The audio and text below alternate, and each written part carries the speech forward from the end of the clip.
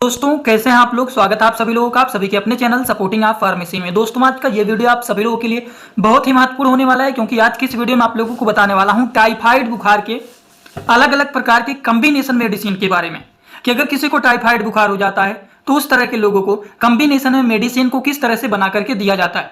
जैसे एग्जाम्पल, अगर मान लीजिए कॉम्बिनेशन का मतलब क्या होता है, किसी के पेट में दर्द हो रहा है तो हम कॉम्बिनेशन मेडिसिन कैसे बना करके देंगे। उसके लिए हम क्या करेंगे, मान लीजिए एग्जाम्पल दे रहे हैं, जैसे मेफ्टाल स्पास हो गया, उसी के साथ एंजाइम मिला दिए, उसी के साथ गैस की दवा मिला करके हम लोग दे देते हैं, तो उसी को बोला जाता है कॉम्बिनेशन मेडिसिन। तो आज की इस वीडियो में आप लोगों को टाइफाइड बुखार के बारे में पूरा डिटेल भी बताऊंगा और कॉम्बिनेशन मेडिसिन के बारे में भी बताऊंगा। एकदम जीरो लेवल से हम लोग इसके बारे में समझेंगे। वीडियो थोड़ा सा बड़ा या फिर थोड़ा सा छोटा हो सकता है, लेकिन ध्यान से देखेंगे तो सारी बात समझ में आ जाएगा। तो चलिए वीडियो को स्टार्ट करते हैं बिना देर के हुए। लेकिन स्टार्ट करने से पहले एक महत्वपूर्ण सूचना यह है कि सपोर्टिंग ऑफ फार्मेसी के इस चैनल पर यह वीडियो बनाया जाता है केवल और केवल मेडिकल स्टूडेंट के नॉलेज को इंक्रीज करने के लिए, स्टडी पर्पज के लिए ये वीडियो बनाया जाता है। तो कोई भी दवा अपने से ना इस्तेमाल करे बिना डॉक्टर के सलाह के। सबसे पहली बात दोस्तों ये है कि ये टाइफाइड बुखार होता क्या है। टाइफाइड बुखार के बारे में अगर हम बात करें तो ये एक प्रकार के इन्फेक्शन होते हैं जो कि फैलते हैं contaminated food and contaminated water. खराब भोजन खाने से, खराब पानी पीने से टाइफाइड बुखार लोगों को होता है।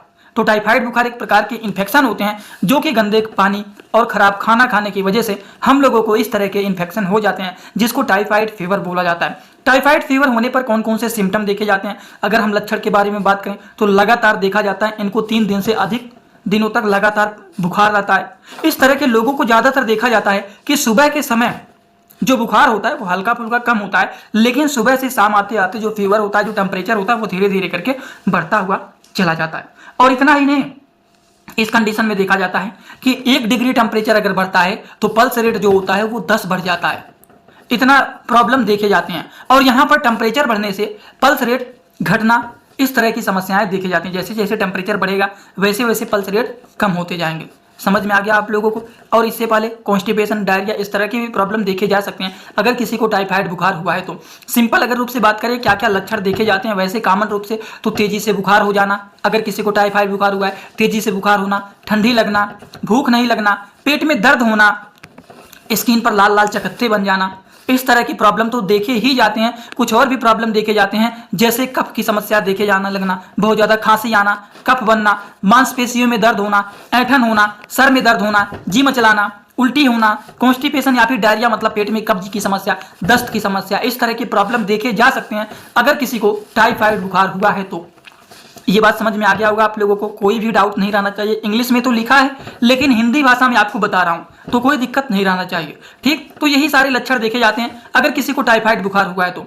इसको कंफर्म करने के लिए कुछ टेस्ट भी कराए जाते हैं। जैसे कि हम अगर टेस्ट के बारे में बात करें तो एक टेस्ट होता है विडाल टेस्ट, विडाल टेस्ट होता है, टाइफीडोट टेस्ट होता है, टाइफीडोट यम टेस्ट होता है। तो इस तरह से अलग अलग प्रकार के टेस्ट होते हैं जिसके माध्यम से आइडेंटिफाई किया जाता है। इसको बोला जाता है सीरोलॉजिकल टेस्ट, जो कि एक प्रकार के ब्लड टेस्ट होते हैं जिसमें विडाल टेस्ट, टाइफीडोट यम, इस तरह से अलग अलग प्रकार के टेस्ट के माध्यम से इसको आइडेंटिफाई किया जाता है कि क्या पेशेंट को टाइफाइड हुआ है या फिर नहीं हुआ है। ये स्लाइड के फॉर्मेट में भी किए जाते हैं, टेस्ट ट्यूब में भी किए जाते हैं। जैसे कि डाइल्यूशन में देखेंगे 1:20, 1:40, 1:80, अगर इतना आ रहा है रेशियो में तब तो रिजल्ट में निगेटिव आएगा, रिपोर्ट निगेटिव आएगा।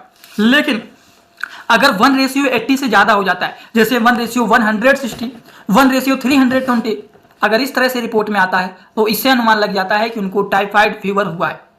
इस तरह से इसको अनुमान लगाया जाता है। ये तो एलटी वाले जो होते हैं, लैब टेक्नीशियन वाले, इसके बारे में एकदम अच्छे से जानते हैं। तो इस तरह से कुछ स्लाइड पर भी ब्लड को रख करके आइडेंटिफाई किया जाता है, स्लाइड में, टेस्ट ट्यूब में, इस तरह से इसको आइडेंटिफाई किया जाता है सीरोलॉजिकल टेस्ट के माध्यम से। ये कंफर्म करने के लिए किया जाता है कि क्या इनको हुआ है या फिर नहीं हुआ है, क्योंकि सिम्टम के बेसिस पर कंफर्म नहीं किया जाता है, उस तरह के मेडिसिन को नहीं किया जाता है जब तक ब्लड टेस्ट का रिपोर्ट नहीं देखा जाता है। ये होता है विडाल टेस्ट, जिसके बारे में आपको बताएं हैं कि अगर मान लीजिए 1:20 आया है रिजल्ट में, या फिर मान लीजिए 1:40 आया है, 1:80 आया है, तो ये सारे निगेटिव आएंगे कि इनको टाइफाइड फीवर नहीं हुआ।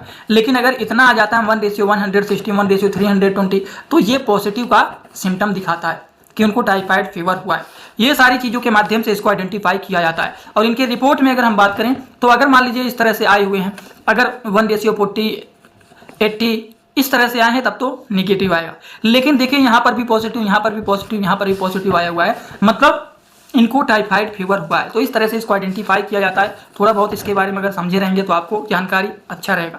अब हम बात करते हैं इनके मेडिसिन के बारे में। दोस्तों इसी तरह से मैं आप सभी लोगों के लिए एक बुक बनाया हूं जिस बुक का नाम है A to Z medicine book. ये दोस्तों जो बुक है ये टोटल 600 पेज का है, जिसमें आप लोगों को टोटल 46 चैप्टर मिल जाएंगे और साथ ही साथ आप लोगों को 46 वीडियो लेक्चर भी मिल जाएगा हर एक चैप्टर का। ये दोस्तों जो बुक है ये टोटल 499 रुपए का है। ये बुक आप लोगों को व्हाट्सएप पर PDF के फॉर्मेट में दिया जाता है। और अगर आप लोग इस बुक को लेना चाहते हैं, अगर आप मेडिकल के छात्र हैं, प्रैक्टिस करने वाले छात्र हैं, तो आप लोग इस वीडियो के कमेंट बॉक्स में जाना, आप लोगों को एक लिंक मिल जाएगा। जब आप उस लिंक पर क्लिक करेंगे तो डायरेक्ट आप व्हाट्सएप पर पहुंचेंगे, उसी नंबर पर पेमेंट करना है, वहीं पर आपको बुक और पूरे बुक का वीडियो लेक्चर मिल जाएगा। ये बुक PDF के फॉर्मेट में मिलेगा आप लोगों को। जो लोग लेना चाहते हैं जरूर इस बुक को परचेज करें, जिसमें हजारों प्रकार की दवाइयों का नॉलेज आपको मिल जाएगा। पहली बात तो आपको क्या बताएं, टाइफाइड फीवर होता क्या है।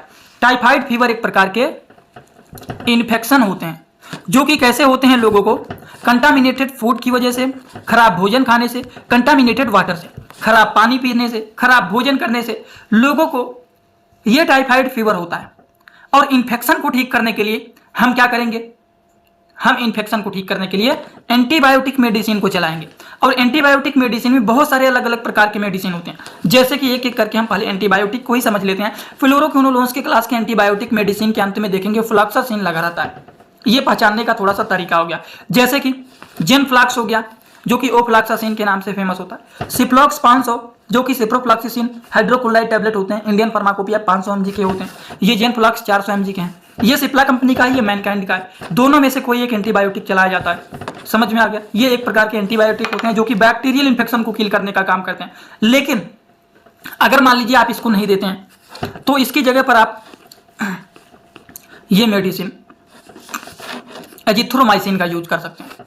लेकिन ध्यान रखना है कि अगर मान लीजिए एजिथ्रोमाइसिन मेडिसिन को देते हैं तो ध्यान रहे कि कभी भी फ्लोरोक्विनोलोन्स के क्लास के मेडिसिन के साथ इसका यूज नहीं करना है। जैसे ओफ्लॉक्सासिन, सिप्रोफ्लॉक्सासिन, इस तरह के मेडिसिन के साथ इस मेडिसिन को नहीं देना है। या तो उसको दीजिए या तो इसको दीजिए, दोनों में से कोई एक देना है। क्योंकि इससे क्या होता है, हमारा जो हार्ट बीट होता है वो इरेगुलर पैटर्न में बीट करने लगता है, जिससे प्रॉब्लम हो सकता है। इसीलिए इस तरह के मेडिसिन को साथ में एक साथ नहीं यूज किया जाता है। बात समझ गए आप लोग एकदम अच्छे से, शायद किसी को कोई डाउट नहीं होगा।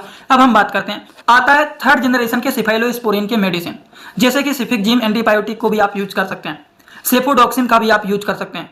और अगर कंडीशन बहुत ज़्यादा खराब है तब उस कंडीशन में मोनोसेप 500 mg के, 250 mg के, 1 ग्राम के, 2 ग्राम के आते हैं। According to the patient condition, according to the percentage, उस हिसाब से इसको डिसाइड किया जाता है कि कितने ग्राम का देना है, कितने mg के देना है, वो सारी चीज़ डिसाइड किया जाता है। टैक्सिन भी आता है, दोनों में से कोई एक इंजेक्शन का यूज किया जाता है।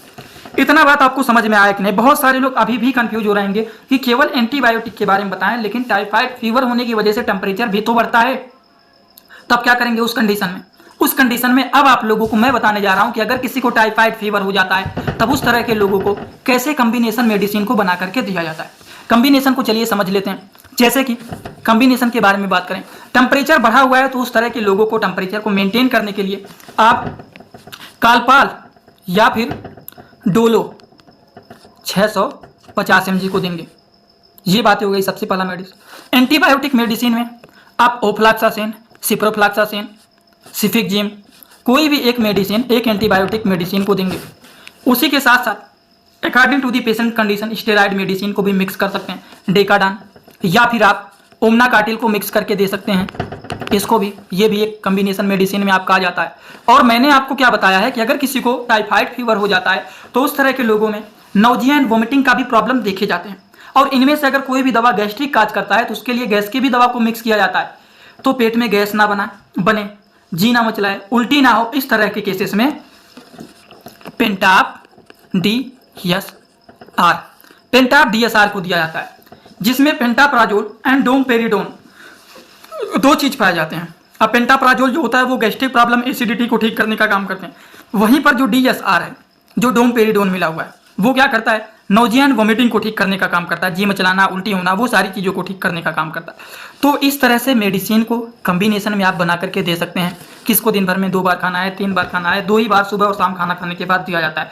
तो इस तरह से मेडिसिन का कॉम्बिनेशन बनाया जाता है और इस तरह से लोगों को दिया जाता है। ये एक एग्जांपल बताया हूं कि किस तरह से कॉम्बिनेशन मेडिसिन को बना करके दिया जाता है। वैसे वेरी मोस्ट इंपॉर्टेंट जो आपको बताना था वो इन्फेक्शन को ठीक करने के लिए एंटीबायोटिक के बारे में बताना था, वो आप लोगों को ऊपर बताया हूं। ये तो किस तरह से कॉम्बिनेशन बना करके दिया जाता है वो एक एग्जाम्पल के रूप में आपको बताया हूं। तो शायद आप लोगों को ये सारी बात एकदम अच्छे से समझ में आया होगा। अगर मान लीजिए किसी को कोई भी डाउट रहता है वो क्या करेंगे, सीधा सीधा कमेंट बॉक्स में आएंगे या फिर सीधा सीधा इंस्टाग्राम में आएंगे, सर्च करेंगे सपोर्टिंग आप फार्मेसी, डायरेक्ट आपको चैनल मिल जाएगा। आप वहां पर हमें फॉलो करके जुड़ सकते हैं। कुछ भी पूछना है, कुछ भी बताना है, अगर आप मेडिकल के फील्ड के हैं, ऐसा नहीं है कि हमें ही सब कुछ आता है, आपको भी बहुत सारी चीज़ आते हैं, आप भी हमें शेयर कर सकते हैं। ठीक, नॉलेज शेयर करने से ही लोगों को बढ़ता है, तो जरूर आप शेयर कर सकते हैं। अपनी बात बताना, हमसे पूछना, वो सारी चीज़ आप वहाँ पर कर सकते हैं। छोटे छोटे कंटेंट वहाँ पर बनाता रहता हूँ, जुड़े रहेंगे तो बेनिफिट मिल सकता है, आगे आपकी मर्जी। और हाँ, अगर आपको ये समझ में आया हो तो एक कमेंट जरूर कर देना, वो तो भूल ही गया। समझ में आया है तो भी एक कमेंट कर देना, नहीं समझ में आया तो भी एक कमेंट कर देना, क्योंकि आपके हर एक कमेंट से, हर एक लाइक से बहुत ज़्यादा हमें मोटिवेशन मिलता है। और अगले दिन सोचता हूँ इससे भी बेहतरीन वीडियो लेकर के आऊँ। तो एक कमेंट करने से, एक लाइक करने से आपका कुछ चला नहीं जाएगा, वो आप कर सकते हैं। वैसे आगे आपकी मर्जी। आज का वीडियो यहीं पर होता है complete. Thanks for watching, like, comment, share and subscribe this channel.